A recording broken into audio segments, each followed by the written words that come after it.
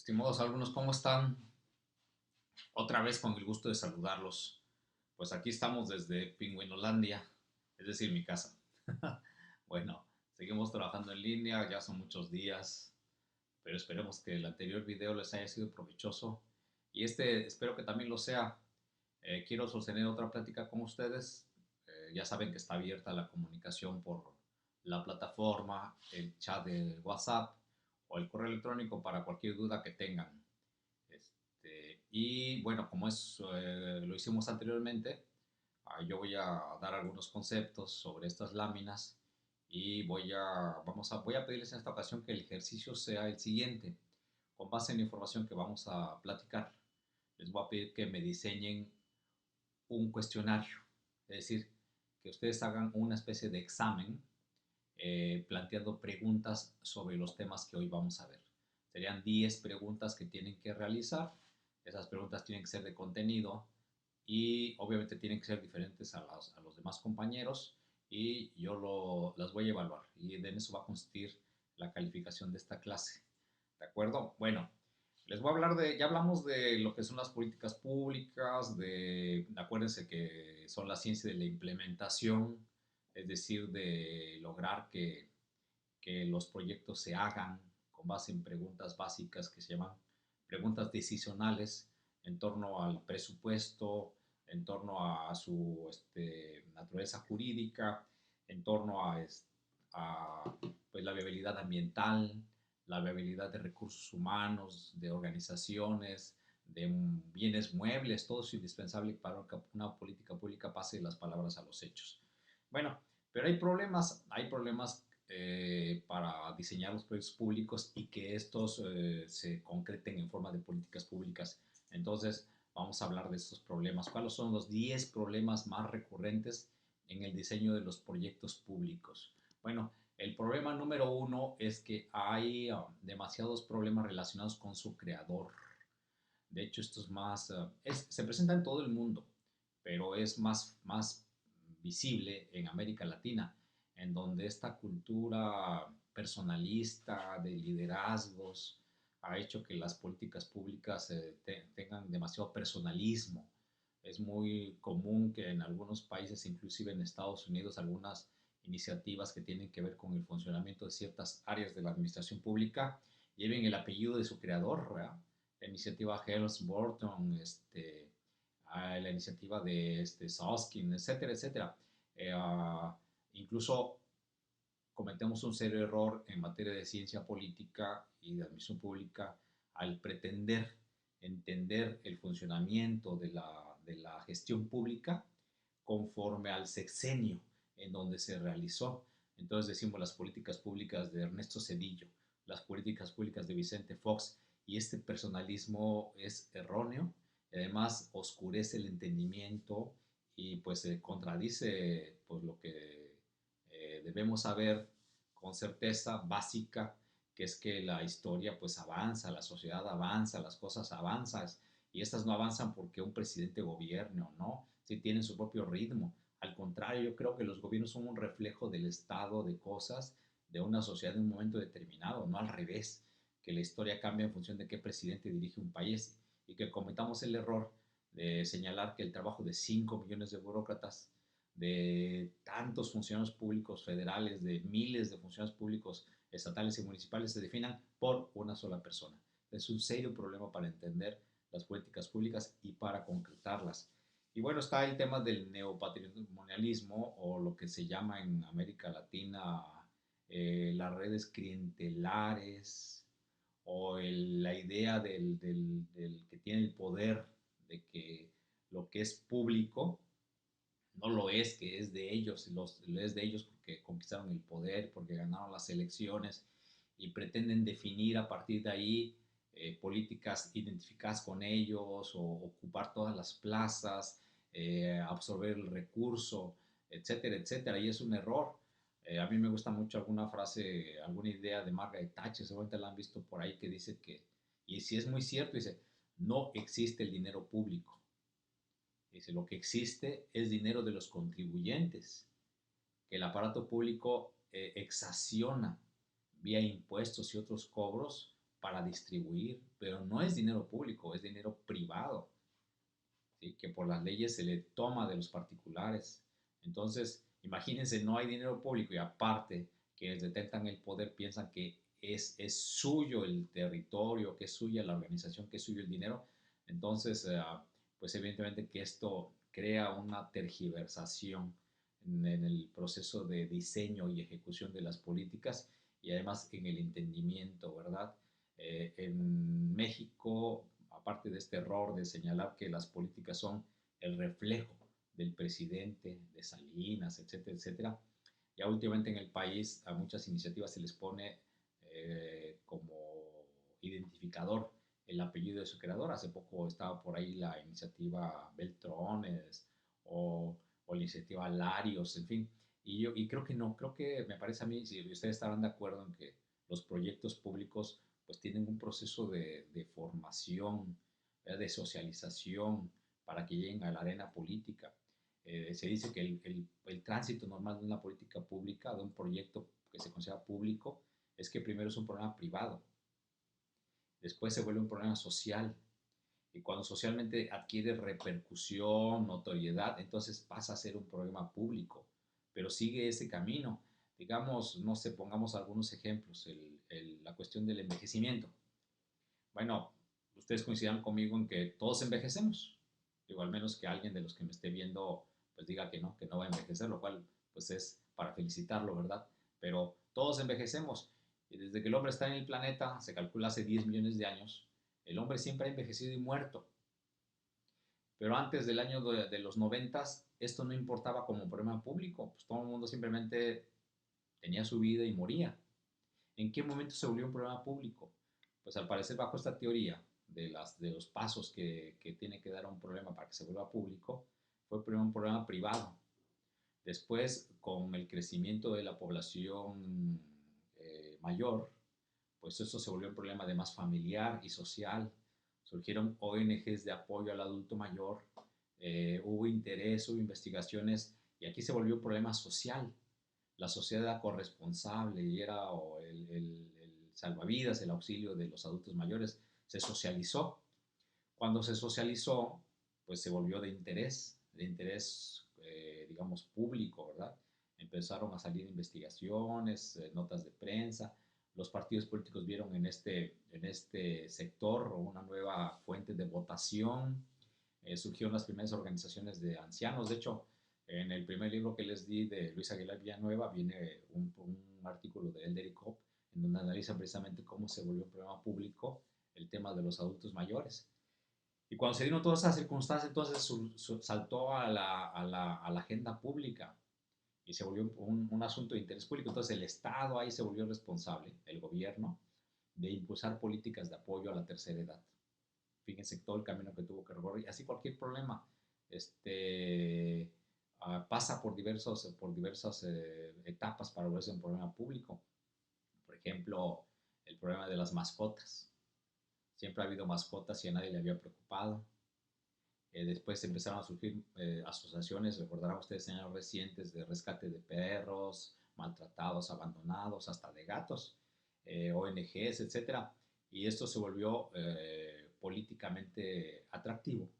Y si mal no recuerdo, en la elección de 2012, el Partido Verde propuso que hubiera una ley de protección de los animales y se volvió un problema político. Y ahora hay muchos municipios que tienen áreas incluso para la defensa y protección de los animales y muchas organizaciones. Entonces son los pasos ya de un problema privado a un problema público y a un problema político, ¿verdad? Un problema social y un problema público político.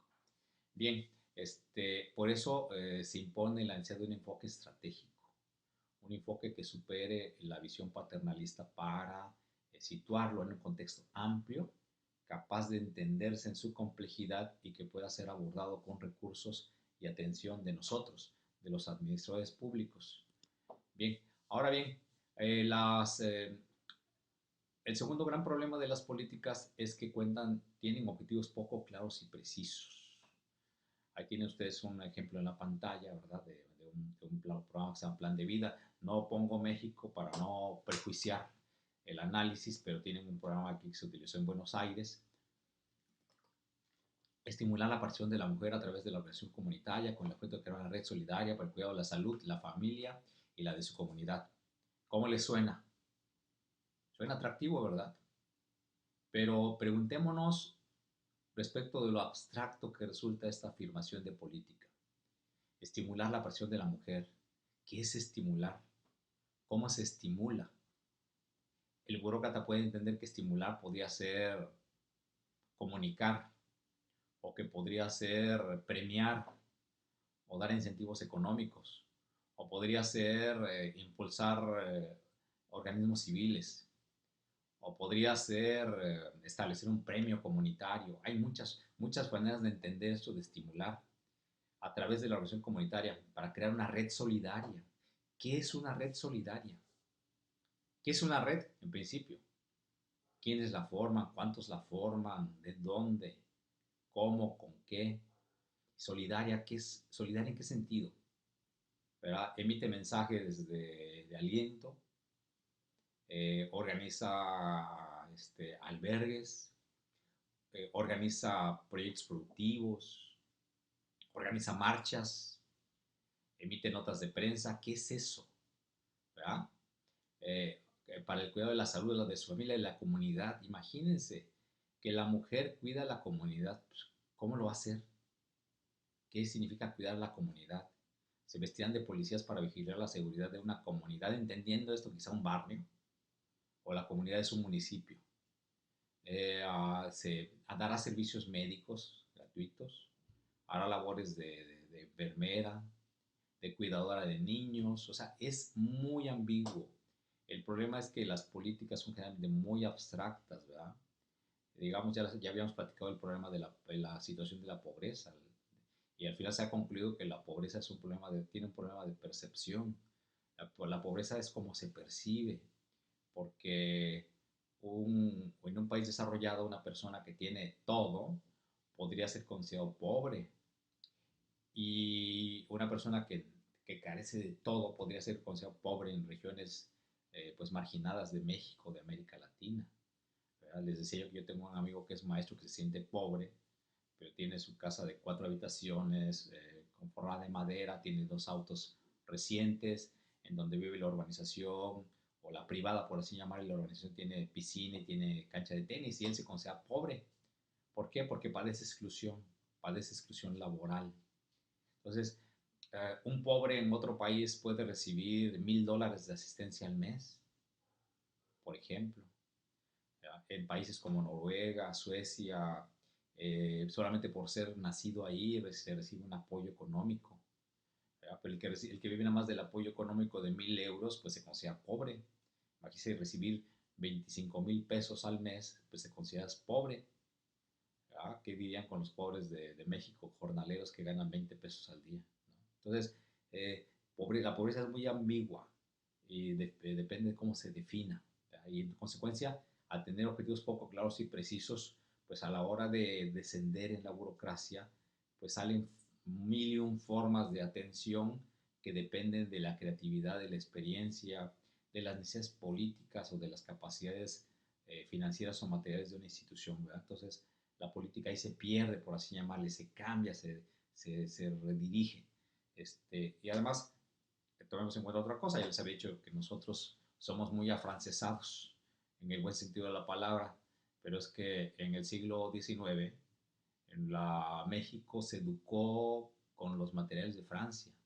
Pueden ustedes leer en los libros de historia que los libros para educar a la gente venían de contrabando en los barcos cargueros, y así llegaban a nuestro país, y eso servía para educar al único sector social que tenía acceso a la educación, que eran los sectores pues, ricos. De hecho, recuerden ustedes que el gabinete de Porfirio Díaz tenía el sobrenombre de los científicos, y se les llamaba así porque todos habían tenido posgrados en Francia, todos se habían educado en Francia. Entonces tiene una forma de pensar así, abstracta, bonita. Dicen que los mexicanos somos buenos para hacer piropos o para expresar frases tipo poéticas, porque traemos esa cultura de tipo francesa, ¿verdad? Si ustedes se fijan cómo hablan los franceses y cómo hablan los norteamericanos u otras naciones, pues nosotros somos bastante abstractos, ¿cierto? Por nuestra cultura francesa que tiende al positivismo, pero eso es otra historia que no vamos a platicar en este momento. Entonces, eso hace que nuestros objetivos políticos sean grandilocuentes, ¿verdad? Abatir la pobreza, lograr un desarrollo sustentable, tener un medio ambiente dignificado, salvaguardar la patria, eh, procurar el desarrollo económico y social. Digo, les decía yo que a mí me impresiona el artículo tercero de la Constitución. Ustedes lo pueden consultar, el artículo tercero de la Constitución, cuando señala que dice que la democracia es una forma de vida fundada en el constante mejoramiento económico y social del pueblo. Vaya, ¿quién podría hacer eso? ¿Qué entendemos por pueblo? ¿Qué es constante mejoramiento económico y social? ¿Cómo se logra el constante mejoramiento económico y social de 120 millones de personas? Bueno, pues es impresionante, pero eso lo escribió Francisco J. Mújica, indudablemente, ¿eh? Entonces, J. Mújica, Francisco Zarco, Ignacio Manuel Altamirano, Jesús Urueta, que en el siglo XIX dejaron sus discursos para la historia, discursos atractivísimos, ¿verdad? Cargados de recursos floridos y retóricos, pues eran la forma de ser de los mexicanos afrancesada. De hecho, no por nada los franceses invadieron México, porque eran parte de la cultura y hoy día siguen siendo muy cercanos a nosotros, porque por esa cercanía ideológica y cultural que en materia de política pública hace que seamos demasiado abstractos. Si buscamos el desarrollo sustentable, ¿cómo se traduce a nivel burocrático en materia de asfalto, en materia de bacheo, en materia de semáforos? Pues es imposible. Entonces, digamos, Lindblom le llama a las políticas públicas la ciencia de salir del paso. Y eso es más cierto porque los objetivos políticos son tan imprecisos que el burócrata lo que hace es salir del paso. Y con base en lo que sabe, que no es necesariamente científico, y la experiencia previa de lo que sí funciona o no, va tomando pequeñas decisiones en una manera incrementalista, el incrementalismo como método de conocimiento, y va resolviendo como puede, porque no es claro qué significa para Bacheo desarrollo sustentable. ¿Quién piensa en ello? Entonces, quienes ponen en los planes de desarrollo ese tipo de objetivos poco claros y precisos, pues evidentemente que impiden que la burocracia se pueda alinear a cosas o acciones específicas ligadas a dichos objetivos. Ahí tienen otro ejemplo, que me gusta la manera de hablar de los argentinos. Fíjense, qué difícil es en esta frase la palabra vulnerabilidad socioeducativa y económica. ¿Qué entender por vulnerabilidad? Luego, socioeducativa. Ya no educativa, sino socioeducativa. Es una palabra elegante. Ok, pero ¿qué quiere decir? ¿Qué hago como administrador público para que esto se concrete en un programa específico? ¿Ya? Generando espacios de apoyo a cargo de tutores. Espacios de apoyo. ¿Qué es esto? Un pedacito de la Vía Láctea, o a qué se refiere, aulas, oficinas, ¿no? Es inentendible, ¿eh? Para que resignifiquen los saberes adquiridos, resignifiquen, otra palabra imposible, a lo mejor en un contexto sociológico, de psicología se entiende, pero imagínense en la administración pública, qué impreciso y abstracto es, ¿verdad? Y que se desarrollen estrategias educativas adecuadas al contexto. O sea, ante esta situación, pregúntense ustedes qué hace un funcionario. Pues interpreta como puede, ¿verdad? No le queda de otra. Entonces, los políticos o los diseñadores de políticas con esas ideas tan imprecisas, abstractas, lo único que dan pie es a que en la cadena de realización cada quien interpreta a su manera. Y esto haga que el camino de las políticas públicas, en lugar de ser lineal, ¿ya?, sea zigzagueante, sea difuso, y que el resultado sea quizá a veces muy diferente a lo que en la mente de los planificadores o de los políticos pudo haber significado este tipo de objetivos tan imprecisos. Muy bien, ahora bien, bueno, ahí tienen otro ejemplo, ¿va? Esto es pues, complicadísimo, ¿eh? Hay que acudir a científicos de la salud para poderlo entender. Bien, miren nada más esto. Mejorar la nutrición, fortaleciendo las capacidades de las familias. Las capacidades de las familias, madre mía. Pero imagínese usted qué es eso. Yo creo que cada uno de ustedes puede tener una idea diferente de qué es capacidades de las familias y cómo se fortalecen, ¿verdad? El ingreso sí, pero es el ingreso igual para un albañil que para un artesano, que para un ingeniero. Y además consolidando redes sociales. ¿Qué se refiere a YouTube? ¿A Facebook? ¿A Twitter? ¿A qué? ¿O se refiere a las, a la colonia? O sea, es inentendible, ¿verdad? Es demasiado abstracto. Muy bien. La otra, generalmente las políticas carecen de indicadores y metas precisas, ¿verdad? Es decir, eh, ustedes pueden leer cualquier plan de desarrollo, cualquier programa de desarrollo municipal, estatal o federal, y se van a dar cuenta que recientemente ha habido un interés por ir incorporando indicadores y metas en muchos planes de desarrollo, pero generalmente carecen de ellos. La afirmación, lograr un medio ambiente sano, pues carece de estrategias, y la estrategia debe responder a preguntas como ¿qué? ¿Cuándo? ¿Cómo? ¿Con quién? Ellos no lo definen. Y la otra, los indicadores, ok, ¿cómo yo evalúo o cómo verifico que la idea de lograr un ambiente sano se concrete? ¿Cuál será mi indicador?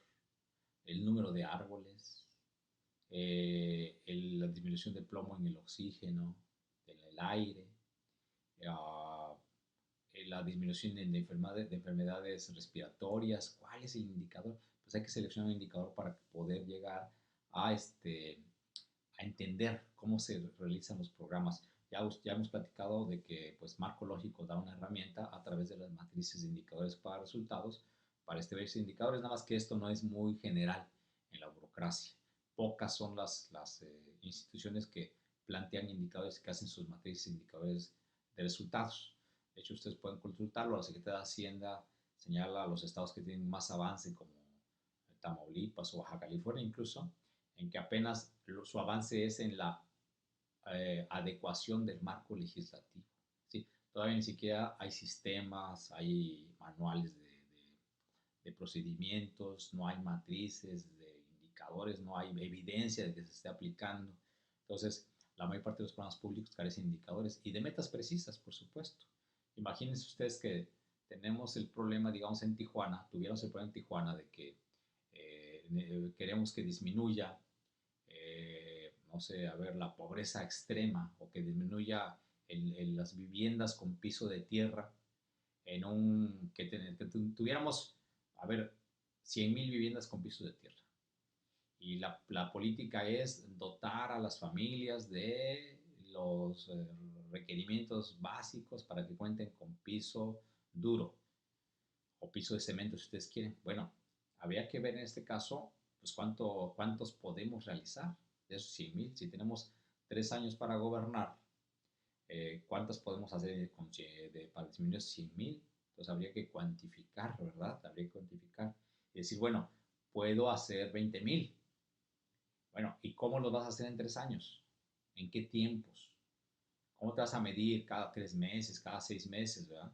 Entonces, es una exigencia para las políticas públicas que encuentren con indicadores de resultados y con metas precisas. De otra manera, no pasamos de las palabras a los hechos. Ahora, la cuarta cuestión, eh, están más centradas las políticas en la realización de actividades que en la resolución de problemas. Es cierto, ¿verdad? Es decir, como lo decimos en México, nos centramos más en las estadísticas que en los resultados. Les conté alguna vez que el maestro Rocha y su servidor hicimos una evaluación de los comedores de la Cruzada contra el Hambre. En Tijuana hay 80. Y quisimos ver si el gobierno federal y quienes coordinan a nivel estatal tienen una idea de cuál es el impacto en la sociedad del servicio de alimentos. Es decir, si estos ayudan a las mujeres, en qué sentido, por ejemplo, a las embarazadas que no les dé los nutrientes necesarios para el buen nacimiento del bebé, que no tengan que gastar en ácido fólico, por ejemplo, en las farmacias, si los niños crecen mejor, etcétera, etcétera. Y llegamos a la conclusión de que el gobierno no mide los impactos. básicamente lo que hace es medir las cuestiones de procedimiento o cuantitativas, pero no las de valores para la sociedad. O sea, sí sabe cuántos alimentos se consumen, sí sabe cuánto presupuesto se gasta, sí sabe cuántos comités de base hay, cuánta gente ayuda en los comedores comunitarios, cuántas mujeres, cuántos niños, cuántas raciones de alimentos se distribuyen. Eso sí lo sabe, pero no tiene un solo indicador, un solo formulario, un ejercicio que permita medir cómo impactamos a los niños. Y ya les he platicado que, por ejemplo, eso es muy grave, muy delicado, ¿verdad? Hace 4 años, Coneval, el Consejo Nacional de Evaluación de la Política Social, hizo una evaluación de esta cruzada contra el hambre, si mal no estoy, en Michoacán y en Guerrero, y concluyó que además de que se carecen de indicadores, lo que da el gobierno de alimentos engorda a los niños. Es decir, en lugar de nutrirlos y hacerlos crecer, porque además, ustedes lo han visto, la mayor parte de la población es muy bajita. Vamos en el transporte público o en el de pie y la gente está chiquita y no crece. Y decimos que eso es genético y generacional, pues no creo que sea así, porque hay países que han demostrado, ya les conté el caso de Holanda, que una buena política pública de alimentación ha hecho que la población sea una de las más altas del mundo. Bueno, pues aquí nadie tiene idea de cómo ayuda a los niños, si aprenden mejor, si se nutren mejor y sin embargo los engordan. El director general de Diconsa, la distribuidora de tiendas Conasupo, que es lo último que queda del gobierno para distribuir alimentos en las regiones indígenas y rurales, funciona nada más. Incluso anunció que iban a cambiar su inventario para meter alimentos sanos y nutritivos. Pues imagínense qué grave problema que nos centramos en actividades, pero no en resultados. Cuando les decía yo, cuando los gobernadores van al Congreso, a los congresos, una de las acciones que más aplauden el público es cuando el gobernador dice que se incrementó el número de despensas que se entregan o de subsidios que se entregan a la población. Y hay 5 minutos de aplausos, pero nadie tiene idea de qué manera esos miles de dotaciones de alimentos realmente contribuyeron a la salud, a la nutrición o a impactar la calidad de vida de la población. ¿Verdad? Ahí tiene usted muchos ejemplos. Eh, Distribuimos 30,000 notebooks o laptops, sí, pero ¿eso incrementó el aprendizaje? ¿Eso mejoró la capacidad tecnológica de los profesores? Eh, es decir, hay datos de en qué manera este bien impacta a la sociedad, o nada más nos quedamos con los datos estadísticos cuantitativos que no van enfocados a lo que realmente queremos eh, obtener o medir. Por eso yo les sugiero a ustedes que siempre piensen en términos de dos cosas. Uno, que las cosas sean concretas, pensar en ideas concretas. No es sensibilizar. Sensibilizar, pero ¿cómo? Sensibilizar a lo mejor es entregar 10,000 dípticos. Bueno, pero además ya entregamos los dípticos y eso, o sea, ¿cómo sabemos que eso sensibilizó a la población? Realmente la gente, por ejemplo, en la campaña de sensibilización de disminución del uso de agua, utiliza más adecuadamente el recurso hídrico. ¿Cómo lo sabemos? Pues bueno, hay que hacer encuestas, hay que preguntar, hay que ver el volumen de agua que se utiliza en ciertas horas, pero hay que preocuparse por medir para ver si se resuelven problemas. Esa es la idea de este problema de las políticas públicas. Este, Muy bien, como ustedes pueden ver aquí, en este caso de otro país, se entregaban las computadoras, eh, pero solamente hay una propuesta que es que favorece la incorporación en los procesos de enseñanza y aprendizaje. Pues sí, es decir, traduzcamos esto en términos más concretos. ¿Cómo lo podemos hacer en términos específicos? Pues simplemente que la usen. Es todo lo que dice esto, ¿verdad? Que la usen, pero no dice qué va a lograr con usarla.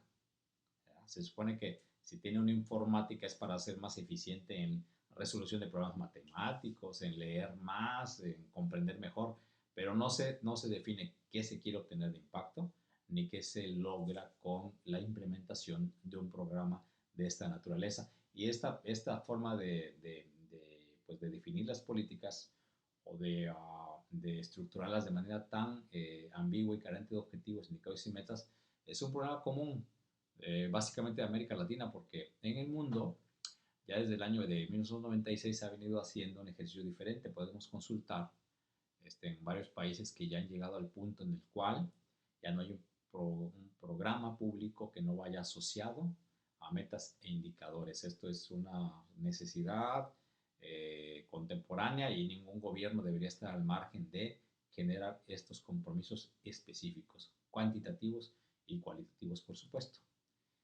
Bien, ahora bien, un quinto elemento, la argumentación suele ser pobre, ¿verdad? No hay la fundamentación correcta. Les decía yo que Wade Parsons dice simplemente que, bueno, hoy día los discursos en el Congreso son muy floridos, no dicen nada, son muy pobres. Muchas iniciativas de ley también son muy pobres, porque no tienen los tres elementos que decía Wade Parsons, ¿verdad? Un buen argumento, ya sea un escrito, un proyecto, todos son argumentos. Debe tener al menos tres elementos, ¿verdad? Uno, información actualizada, el conocimiento científico más reciente de un fenómeno público. Dos, evidencias. No se puede plantear ninguna propuesta, ninguna reforma a la administración o a las leyes sin que ésta deba tener a fuerza evidencias, datos. O sea, ¿de qué estás hablando? ¿Cómo cuantificas tu problema? ¿A cuántos les afecta? ¿A cuántos pretendes beneficiar? ¿Y de qué manera es indispensable? Y la otra, pues fuentes, ¿verdad? Pruebas, evidencias. Es decir, los datos que tú me estás dando y la información que me estás dando proceden de fuentes confiables y de buena calidad. O sea, que no sean del Rincón del Vago, que no sean de Wikipedia. Eso es muy importante, ¿verdad? Para que haya una buena argumentación y que tenga evidencias. Sin evidencias, es decir, sin datos, difícilmente la burocracia va a poder saber que tiene que atajar. Ya les decía en clase, no sé, por ejemplo, la situación de la vulnerabilidad frente a desastres naturales. Se desborda un río y arrastra las casas, sí, pero debemos saber a cuántas casas arrastra. No podemos aceptar afirmaciones genéricas de que el desborde de ríos afecta a todos los que viven a la orilla del río, porque no es cierto. Hay gente que vive a las orillas del río, que sí, se puso ahí, pero construyó buenas casas con buena altura y no les afecta la subida de agua. Quienes viven en las zonas rectas de los ríos tampoco les afecta gran cosa, pero no pasa lo mismo con las personas que viven, por ejemplo, en declives, donde el río tiene declive, pues es más afectado. Entonces, eso sí requieren la atención directa e inmediata en ciertas cosas, pero necesitamos cuantificar, dar evidencias de quiénes sí, quiénes no. De otra manera, el gasto público es expansivo y la política es insuficiente e inadecuada, por supuesto. Precisamente hoy leía un artículo, lo pueden ustedes consultar en el periódico El Universal, de Loret de Mola sobre que ya el coronavirus demostró que finalmente somos ya llegó la globalización, porque hablábamos de la tecnología, pero la tecnología pues no está evidente que sea global todavía, ¿verdad? Hay países que luchan por predominar bajo una concepción nacionalista, la migración es otra cuestión que se ve desde una perspectiva local, la economía, pero el virus demostró que estamos en un mundo global, donde una persona o una mujer de Wuhan casada con un hombre de Chicago, pues pueden transmitir un virus planetario. Eso es globalización y se requieren decisiones globales, ¿verdad? Pero lamentablemente él cita a Mafalda con aquella frase de que paren el mundo que me quiero bajar. Dice, y no te puedes bajar de este mundo. ¿Ves? Entonces necesitas argumentaciones de mejor calidad para sustentar mejor las políticas. El otro elemento, las políticas son demasiado optimistas normalmente. ¿Qué quiere decir esto? Quiere decir que se plantean objetivos demasiado ideales, ¿verdad? Y luego crean la noción de fracaso y desencanto porque los resultados pues son limitados por el problema del presupuesto, por el problema de la falta de personal, por el problema de la falta de recursos o la falta de apoyo social, la falta de apoyo político, por ejemplo. Entonces, cuando un gobierno entra al poder y dice, vamos a elevar el crecimiento económico, pues suena muy bien, ¿no? Te imaginas, vamos a eliminar el desempleo, pues suena espléndido, pero ¿cómo? ¿Cuánto? Tomemos en cuenta simplemente que Los 90 se llamaron la década perdida. El crecimiento fue cero. Después venimos de crecimientos de 2.1% en el anterior sexenio. Y en ese sexenio, incluso -1 en el primer trimestre. Entonces, ¿dónde queda la idea de que se va a batir el desempleo? Si los datos reales dicen que esto no ha sido posible. O bien, la pregunta es, ok, vamos a combatir el desempleo. ¿Cuánto necesitamos crear y cómo? ¿Qué tipo de industrias son las que deben expandirse? ¿Cómo se apoyan desde el gobierno? ¿Quién tiene el capital para crearlas? ¿Existe la mano de obra suficiente para atenderlas? Son preguntas pues, claves y necesarias, ¿verdad? Para que el optimismo se vuelva realismo. Simplemente un dato. Cada año en México se necesitan crear 700,000 plazas para absorber a los jóvenes que cumplen pues, la edad productiva. Crear 700,000 plazas implica crecer al 6% del Producto Interno Bruto al año. Entonces, si estamos creciendo a cero o a 2% en el mejor plano, ¿qué quiere decir esto? Pues que vamos a atender a duras penas al, eh, al 20% de la necesidad. Es decir, seremos capaces, si crecemos a 2%, de crear 140,000 plazas. Pero las otras 560,000, ¿qué va a pasar con ellas? Pues se van acumulando como rezago año tras año. Entonces, la afirmación optimista de abatir el desempleo, pues primero se encuentra con el problema de los costos infraestimados. O sea, no sabemos realmente cuánto dinero tenemos, ni cuánto cuestan esas afirmaciones. Con resultados sobreestimados. Pensar que en solo 6 años o en 3 años o en 10 años se resolverán problemas que son estructurales, pues es un grave error que uh, hacen que las políticas públicas sean ineficaces e ineficientes muchas veces, ¿verdad?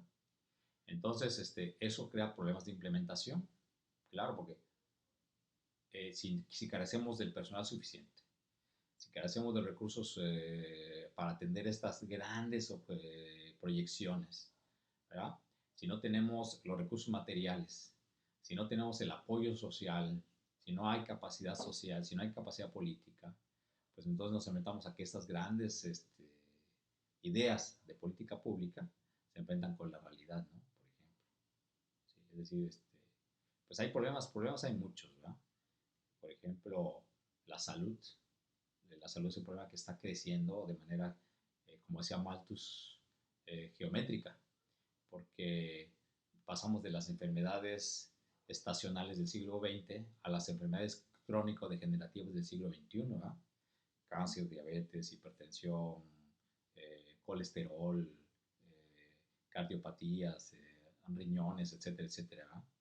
Y la salud entonces se enfrenta con esos problemas que son muy costosos y que tienen periodos de incubación y permanencia de muchos años. Un enfermo puede vivir con esos problemas 20, 30, 25, 30 años.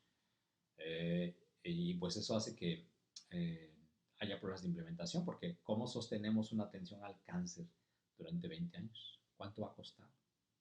Por ahí recientemente se hizo viral un video de un enfermero que protesta por la falta de medicinas y por la afirmación de que los médicos podrían comprar las medicinas, y él dijo, estaba llorando el enfermero, lo vieron seguramente, y decía, a mí me impresionó el dato, dice que él ha aplicado medicamentos en una sola noche con un valor de 1.800.000 pesos.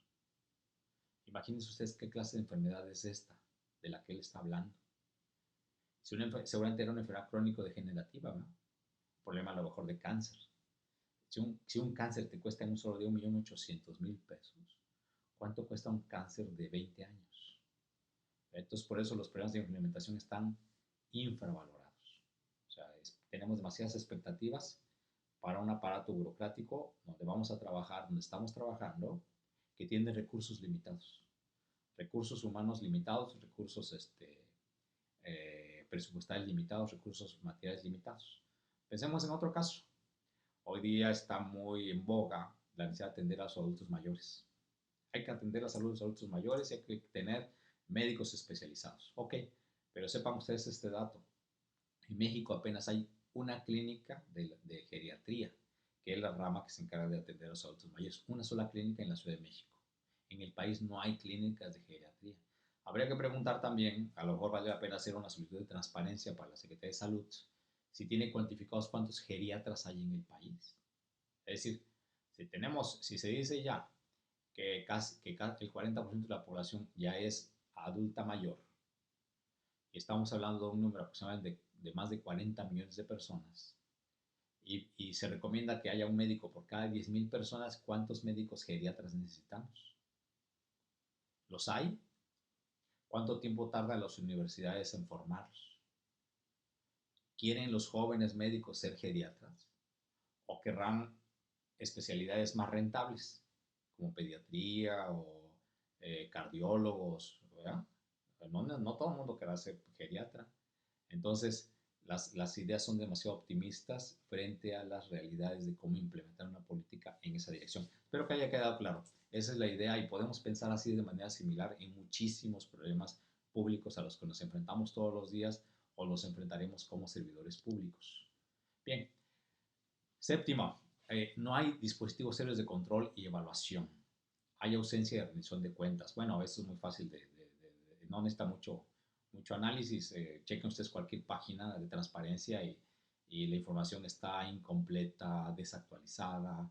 No hay interés de los funcionarios de rendir cuentas. Eh, las, eh, la auditoría, los órganos de control tienen pues escaso margen. El país más fiscalizado del mundo, que es Noruega, se evalúa el 12% del gasto público. Nosotros estamos en una media de 6%, solamente el 6% del gasto público se supervisa. Y estamos hablando del trabajo de la Autoridad Superior de la Federación y de los 32 órganos de fiscalización de los estados. Entre todos juntos, solo logran revisar el 6%. Y además de ese 6%, prácticamente ninguno hace evaluación de desempeño. Hacen evaluación financiera, de cuánto se gastó de lo que se tenía presupuestado, pero no se hace una evaluación de cómo se impactó. No hay, es más, no hay auditores. No hay auditores que estén preparados, que hayan cursado una maestría o una especialización en evaluación de desempeño. No la hay. Por eso ustedes ahí tienen un campo de trabajo amplísimo, porque ya están viendo evaluación de desempeño y puede ser un área que pueden trabajar de manera directa o como consultores. No lo pierdan de vista. Pero no hay esta capacidad de control y evaluación. Son 12.000 empleados y casi nadie sabe hacer revisión de resultados, por ejemplo. ¿Verdad? Y se necesita generar ese tipo de sistemas. Hoy día ustedes saben que se está implementando el presupuesto basado en resultados, pero está en proceso de implementación. El presupuesto basado en resultados va lento. Apenas estamos en la fase de implementación del sistema. No está operando bien. No está generando información porque no hay quien haga el trabajo de evaluación de impacto y genere la información para revisar y fortalecer el sistema. Digamos, está en pañales, está en la adolescencia apenas, o menos que la adolescencia, apenas está gateando. Entonces, obviamente sin esa evaluación, pues es difícil evaluar las políticas públicas, generar información para que se corrijan los errores y para que se fortalezcan las fortalezas, ¿verdad? Para las cosas buenas. Entonces, no hay esos dispositivos todavía, lamentablemente, para hablar de políticas públicas. Y la otra, pues no hay sentido crítico, ¿verdad? No hay sentido crítico de muchas cosas, entre ellos de la participación, ¿verdad? Eh, se habla mucho de participación, yo digo que exageradamente, ya les platicaba yo que Harold Laswell demostró que en esto de los roles sociales la gente dedica casi nada de su tiempo a querer ser ciudadano, lo que espera es que la burocracia funcione, que además para eso paga impuestos, pero además, donde los hay, dice un maestro que los funcionarios tienen el genoma de la opacidad. De manera natural, los funcionarios van escondiendo la información, la van ocultando. Cada vez hay que dar más clics para encontrar la información. Cada vez niegan más la información, dicen que no existe, etcétera, etcétera. Pero además, hoy por ley, casi todas las leyes hablan de tener un sistema de consulta ciudadana en la forma de consejos, comités, etcétera, etcétera. Pero resulta que la mayoría no funcionan. ¿Por qué? Porque yo digo que de manera intencional no se les dan recursos, por ejemplo, no tienen un local para sesionar, no tienen papelería, la ciudadanía que participa en esos consejos de ciudadanos tienen que poner su bolsa de dinero para el transporte, nadie les repone el tiempo que pudieran dedicar, se los pueden descontar del trabajo, este, gastan en sus alimentos ellos, y eso es intencional para que dejen de ir. Entonces, y no hay una crítica de por qué fracasan los sistemas de participación. Entonces, hay muy bajo sentido crítico. Incluso no, hoy, peor, en América Latina, en México, oímos discursos de informes de gobierno y hay demasiada complacencia, autocomplacencia, y se carece de espíritu crítico. Y el espíritu crítico es necesario, claro que también es necesario aplaudir lo bueno, pero es necesario también criticar lo que no funciona. ¿Con qué propósito? Pues con el propósito de corregir, ¿verdad? Corregir y mejorar. Acuérdense, la mejora continua. La mejora continua depende de la crítica, de la evaluación objetiva de los resultados y lo que hacemos. Ahora bien, los programas públicos, novena característica, son aislados, ¿sí? Es decir, son programas transitorios que se abandonan, ¿verdad? Dice nuestro maestro Carles Ramión que los sistemas responden más a impulsos clientelares y políticos que a impulsos profesionales. Y se refuerzan proyectos, programas, pero básicamente con una óptica de ganar votos. ¿Verdad? Hay gobiernos que lanzan programas sociales masivos, pero no tienen la intención realmente de generar capacidades sociales, sino la intención preliminar es obtener adeptos para las siguientes elecciones. Decía Winston Churchill, dice, el verdadero estadista es aquel que no piensa en la próxima elección. Si un político, si un administrador público piensa más allá de la siguiente elección, aunque la próxima elección le cueste algo, pues realmente será un estadista. Y en esos términos se harán mejores políticas públicas, ¿verdad? Porque son aislados, ¿verdad? Dice que eh, dependemos más bien de la vida del funcionario, de los burócratas para presentar los programas y lograr los resultados, ¿verdad?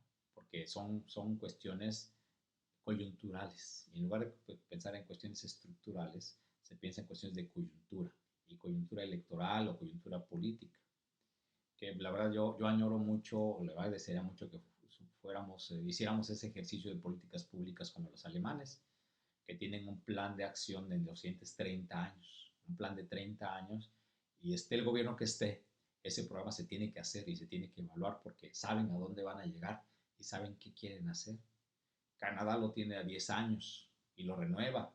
México, a duras penas lo tenemos a 6 y está demasiado sujeto a la coyuntura electoral. Entonces esto deteriora inevitablemente el diseño, la ejecución y la evaluación y cumplimiento de las políticas públicas, ¿verdad?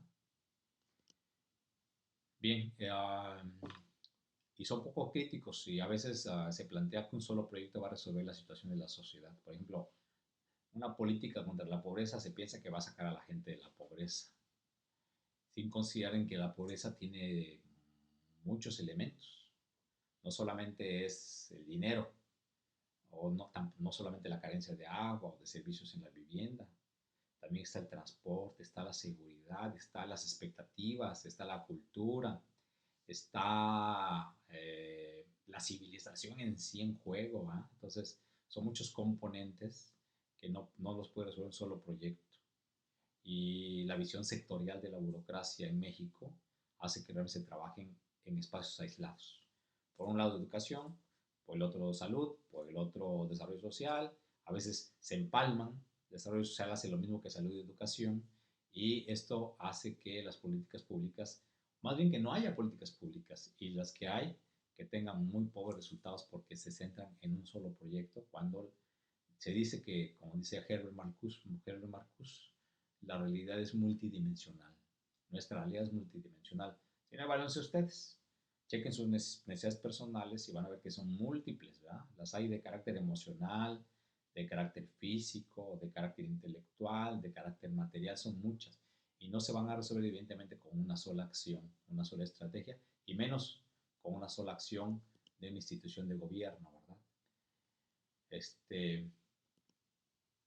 Bien, ahora para cerrar esto, vamos con la décima.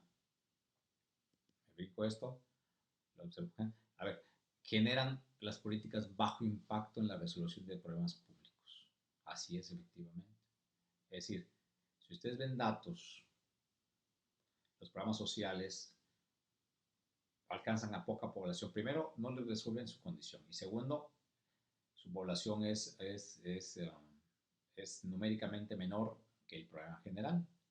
Digamos que hoy día se habla de la focalización de la pobreza, por ejemplo. La focalización de la pobreza fue una estrategia que planteó el Banco Mundial desde los años 90 para que el sector público gastara mejor el dinero aplicado a programas sociales. Pero también fue una estrategia para que se liberaran recursos para los grandes proyectos de infraestructura que tienen como destinatarios a las grandes empresas. ¿Sí? Entonces, esa focalización ha hecho que si hay en el país 70 millones de pobres, pues lo prioritario sean 30 millones, que son lo que se llama extremos pobres. ¿Ya? Entonces, se quedan al margen 40 millones de pobres. ¿Sí? Y de los 30 millones de pobres, de gente que no se incluyen en los programas, con el tiempo, ante las difíciles condiciones, van incorporando esta masa de pobres. Por eso se habla hoy de la depauperación o el empobrecimiento de las clases medias. Hay muchos subgerentes, gerentes de restaurantes, de fábricas, que ya son pobres por los bajos ingresos, porque viven en zonas muy deprimidas, porque, en fin, por mucha situación, y se integraron esos 70 millones y subió a 80, por decir el caso, pero nos focalizamos en solamente 30, y eso hace que no tengamos un impacto superior, mayor, más grande, ¿verdad? Y no somos realistas, ¿verdad? Fíjense ustedes que simplemente el, el Coneval, mis compañeros de la UNAM, que son pobretólogos, que trabajan ahí evaluando y midiendo la pobreza, afirman que solo se resolvería el problema de la pobreza en México gastando todo el presupuesto, es decir, los 6.2 billones de pesos que hay este año, todos, nada más en pobreza, sin gastar en ningún otro programa durante 50 años seguidos. Entonces ahí vemos la limitación de las políticas. Y si además esas políticas tienen los 9 problemas que hemos platicado, imagínense lo importante que es ir reduciendo estos márgenes de debilidad de las políticas públicas. ¿Qué hacer? Bueno, eh, necesitamos incrementar la transparencia y la rendición de cuentas, ¿verdad? Necesitamos hacer investigación de políticas públicas, es decir, comparar experiencias exitosas para irles implementando y abatir los costos y mejorar los resultados. Necesitamos también establecer normas que limiten la discrecionalidad, que sean más precisas, ¿verdad? Que las ideas políticas, los proyectos políticos sean más claros y precisos de qué se quiere lograr. Necesitamos avanzar también en propuestas realizables, estratégicas, que se adapten a las necesidades del gestor público. Es decir, que tengan el componente de participación ciudadana, el componente de evaluación de desempeño. Necesitamos avanzar en esto para concretarlo como medios de trabajo. ¿Y es posible lograr una política de excelencia? Claro que sí. Ahí tiene usted este cuadro, les pido que lo lean, ¿verdad? Tener buena fundamentación, explicar qué queremos lograr, a dónde vamos, qué pasos debemos dar, calcular los costos y de dónde sacamos el financiamiento. Todas las ideas políticas cuestan. El romanticismo no lleva a ningún lugar. El sacarse una política, decir, vamos a aliviar la condición de marginalidad de las mascotas en todo el país, pues está bien, pero ¿cómo se hace y cuánto cuesta? Es imperativo preguntarse eso, evaluar el costo-beneficio social, etcétera, etcétera. Por ejemplo, tener claridad de los objetivos y establecer indicadores. Son 11 propuestas que nos hace aquí Eugenio Laera. Se las dejo a ustedes para su estudio. Ya, ojalá veamos este texto hacia el fin de mayo. Es muy interesante de Eugenio Laera, pero ¿se puede lograr una política pública de excelencia? Sí, sí se puede lograr. Y podemos avanzar en ese paso. Muy bien, pues aquí concluyo por el día de hoy. Espero que ya pronto nos veamos. Ya es mucho tiempo en casa. No sé ustedes, yo ya llevo 2 kilos arriba. Pues bueno, hay que cuidarse, comer bien y hay que hacer ejercicio. Por ahí hay una aplicación que se llama 7 minutos, que no pueda hacer actividad física, no se le permite el espacio, bájela del App Store, o de la tienda de Google Play, y está bastante interesante, ¿eh? Bueno, les dejo un saludo cordial, cuídense mucho, hasta pronto.